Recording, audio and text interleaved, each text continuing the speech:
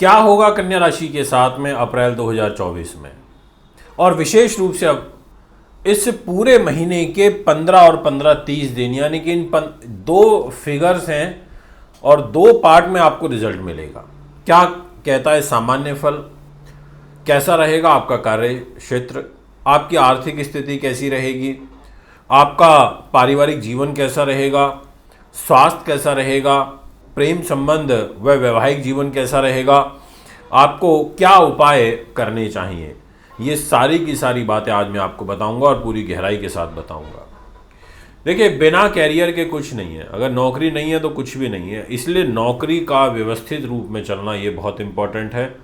तो आज की वीडियो आपके लिए बहुत महत्वपूर्ण रहने वाली है। दोस्तों, एक एक बात को बहुत गहराई के साथ में समझना।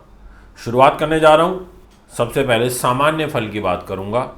आपके सामने एक डिस्प्ले में कुंडली भी लगी हुई है और उस कुंडली के माध्यम से आप देख सकते हैं कि ये जो यहाँ पर कन्या राशि है, 6 नंबर इसके स्वामी ग्रह बुध हैं और बुध देव आपकी राशि के स्वामी होकर के 9 अप्रैल से लेकर के और महीने के अंत तक नीच राशि मीन के अंदर गोचर करेंगे, और वो भी इधर मैरिज लाइफ के घर में।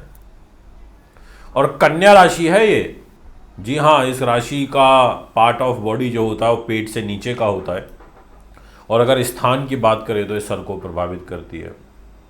तो यानी कि सर में आपको परेशानी होगी और पेट से रिलेटेड बॉडी पार्ट में भी आपको दिक्कत आएगी। मित्रों, ये महीना आपके लिए कन्या राशि के हिसाब से मुझे कोई बहुत ज़्यादा उचित नहीं नज़र आ रहा।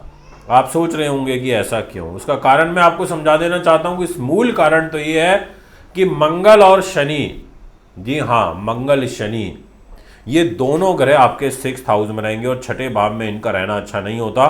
ज्योतिष में छठा भाव कष्ट का होता है। यहाँ अगर मंगल आ जाएगा, अगर इस घर में शनि आ जाएगा तो इस घर के का जो फल होता है उसको वीक कर देते हैं, यानी कि आपको रोग चोट का भय, शत्रु बाधा का भय, तनाव का भय रहेगा। और मंगल शनि की युति होने के कारण पारिवारिक कलह भी यहाँ पर बढ़ा करते हैं, इसलिए। और ये युति आपकी 22 तारीख तक रहेगी। फिर 23 तारीख से आपका मंगल यहाँ से निकल करके इधर आ जाएगा 7th हाउस में राहु के साथ, तो मंगल राहु का अंगारक दोष बन जाएगा।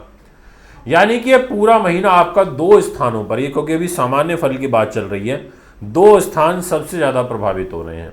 एक हो रहा है आपका 6th हाउस और दूसरा हो रहा है आपका 7th हाउस। इसलिए दोस्तों, थोड़ा बचाव रखने की आवश्यकता है, थोड़ा सा योजनाबद्ध तरीके से चलने की आवश्यकता है। इन सभी बातों पर आप थोड़ा सा अमल करिए जो मैं भी आपको बता रहा हूं। अब और क्या कारण हो सकते हैं। एज एन एस्ट्रोलॉजर हमारा ये दायित्व बनता है कि हम आपको हर परिस्थिति से अवगत कराएं। अब एक सूर्य ग्रह हैं जो बड़े सपोर्टिव होते हैं आपके लिए, क्योंकि वो मित्र होते हैं बुध के।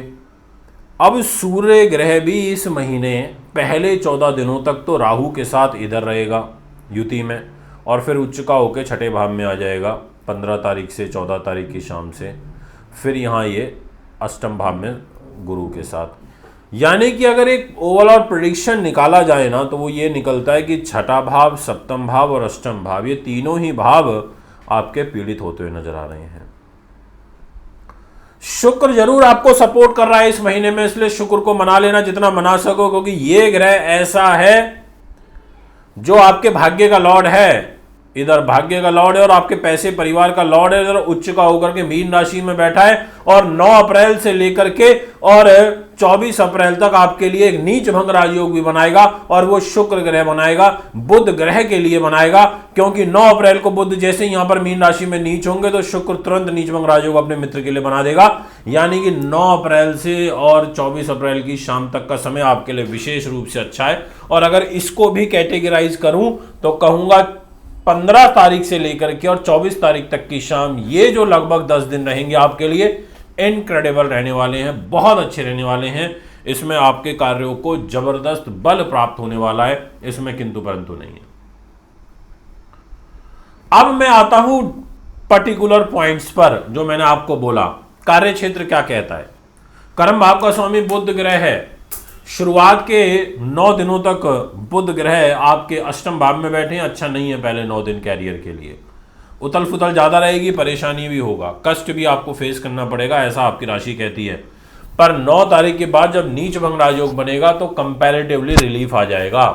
इस नीच भंग राजयोग में जॉब में तो बहुत बड़े बदलाव नहीं आएंगे, बट ये जरूर है कि कुछ अकस्मात शुभ घटनाएं आपके साथ में घटित हो सकती हैं, ऐसा योग बनेगा। और मान सम्मान के दृष्टिकोण से 9 अप्रैल से लेकर के ग्रह स्थिति उचित हो रही है, मेजर बदलाव नहीं है। पर अगर मैं आपसे बात करूं आपकी आर्थिक स्थिति की, तो मैं पूर्ण रूप से आपको ये कह सकता हूं कि धन की आवक होगी और भाग्य का सपोर्ट मिलेगा।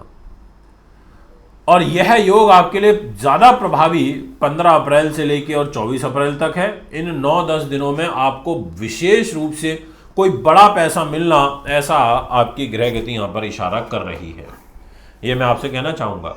इसके अलावा मैं आपसे ये कहना चाहूंगा कि आपका जो शुक्र है वो पहले लगभग 12 दिनों तक कमजोर स्थिति में रहेगा। तो फर्स्ट 12 डेज आपको कोई बड़े धन के लेन देन करने से पहले 10 बार विचार करना चाहिए, सोचना चाहिए, तब आप आगे बढ़िएगा। अन्यथा रुक जाना, 12-13 तारीख के बाद कर लेना अप्रैल में। यदि मैं आपसे बात करूं आपके स्वास्थ्य की, तो हेल्थ के घर में तो मंगल शनि बैठे ही हैं। वो तो मैंने स्टार्टिंग में ही बताया आपको सामान्य फल में कि इस घर में मंगल शनि का बैठना यानी कि हेल्थ को वीक करना, हेल्थ के लिए तो ठीक नहीं हुआ ये, और पूरा ही महीना ऐसा है। और हेल्थ का लॉर्ड भी शनि है, वो खुद ही छठे भाव में बैठा है।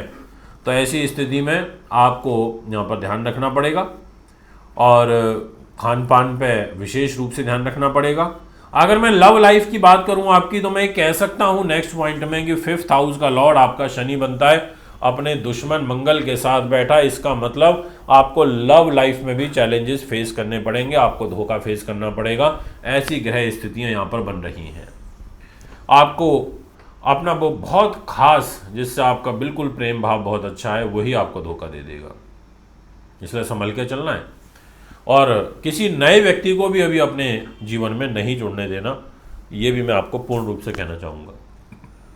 यदि बात करी जाए आपके वैवाहिक जीवन की, तो वैवाहिक जीवन के स्वामी बनते हैं देवगुरु बृहस्पति, पर वो अष्टम भाव में, आप देखिए सप्तम का स्वामी अष्टम में है। और इस घर के अंदर खुद राहु ग्रह विराजमान है, इस घर में सूर्य भी विराजमान है। तो सूर्य राहु की युति है, ठीक नहीं है। मैरिज लाइफ खराब रहेगी, पहले 12 दिनों तक तो खराब रहेगी, उसके बाद ठीक हो जाएगी। और 23 तारीख के बाद से भी खराब होनी चालू होगी, मंगलिक दोष चालू हो जाएगा इधर, मंगल राहु का अंगारक दोष भी बन जाएगा, तो 23 तारीख से भी खराब होगी। यानी कि 12 तारीख से लेकर के और 22 तारीख के बीच में मैरिज लाइफ ठीक है, उसके बाद डिस्टर्ब होगी। पारिवारिक जीवन के जो स्वामी ग्रह बनते हैं वो शुक्रदेव हैं। जी हाँ, शुक्रदेव सपोर्ट कर रहे हैं आपको, ऐसा नहीं है कि नहीं कर रहे सपोर्ट, आपकी तरफ से पर एफर्ट ज़्यादा होगा। अगर आप सोचोगे परिवार के लोग आपकी तरफ ज़्यादा एफर्ट्स लगाएंगे, तो वो संभव होता हुआ नहीं नजर आ रहा। दोस्तों, आपको विशेष रूप से उपाय के दृष्टिकोण से कह सकता हूं कि आपको बहुत ज़्यादा बुध ग्रह की पूजा करनी चाहिए। आप हरे वस्त्र धारण करने से बचिएगा इस महीने अप्रैल में। इसके अलावा अगर आपको कर्ज से परेशानी चल रही है, या फिर आप ज़्यादा परेशान चल रहे हो हेल्थ से, और ये जो मंगल राहु और मंगल शनि की युति, इसके लिए मैं आपको एक उपाय बताता हूँ। 2 दीपक ले लेना, एक बड़ा दीपक होगा और एक छोटा दीपक। हनुमान मंदिर में जाकर के दोनों दीपकों को प्रज्वलित करना है मंगलवार के दिन या शनिवार के दिन। बड़ा दीपक घी का रखना, वो बड़ा दीपक सरसों के तेल का रखना, और छोटा जो दीपक है वो घी का रखना। बड़े दीपक के अंदर 5 बातियाँ आपको लगानी है, और छोटे में आप सिंगल भी लगाओगे घी के में तो चलेगा। यह हनुमान मंदिर में जाकर के आपको मंगलवार के दिन शाम को प्रज्वलित करना है, आपको काफ़ी अच्छे फल प्राप्त होंगे, ये मैं आपसे कहना चाहता हूँ। तो ये है आपका आज का राशिफल। एक बार फिर आगे आपके बीच में आऊँगा नई वीडियो लेकर के। नमस्कार।